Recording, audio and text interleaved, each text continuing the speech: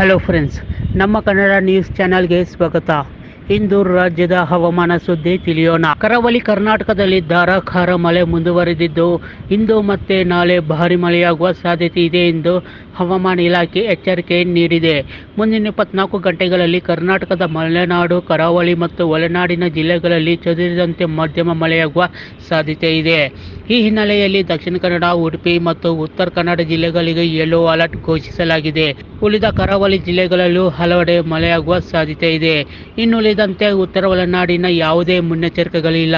ಬಾಗಲಕೋಟೆ, ಬೆಳಗಾವಿ, ಬೀದರ್, ಧಾರವಾಡ, ಗದಗ, ಹಾವೇರಿ, ಕಲಬುರಗಿ, ಕೊಪ್ಪಳ, ರಾಯಚೂರು, ವಿಜಯಪುರ, ಯಾದಗಿರಿ ಜಿಲ್ಲೆಗಳಲ್ಲಿ ಸಾಧಾರಣ ಮಳೆಯಾಗಲಿದೆ.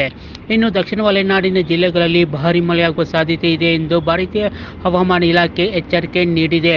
ಚಿಕ್ಕಮಗಳೂರು, ಕೊಡಗು, ಶಿವಮೊಗ್ಗ, ವಿಜಯನಗರ, ತುಮಕೂರು, ರಾಮನಗರ, ಮೈಸೂರು, ಮಂಡ್ಯ, ಕೋಲಾರ, ಹಾಸನ, ದಾವಣಗೆರೆ, ಚಿತ್ರದುರ್ಗ, ಚಿಕ್ಕಬಳ್ಳಾಪುರ, ಚಾಮರಾಜನಗರ, ಬೆಂಗಳೂರು ನಗರ, ಬೆಂಗಳೂರು ಗ್ರಾಮಾಂತರ ಮತ್ತು ಬಳ್ಳಾರಿ ಜಿಲ್ಲೆಗಳಲ್ಲಿ ವ್ಯಾಪಕ ಮಳೆಯಾಗುವ ನಿರೀಕ್ಷೆ ಇದೆ.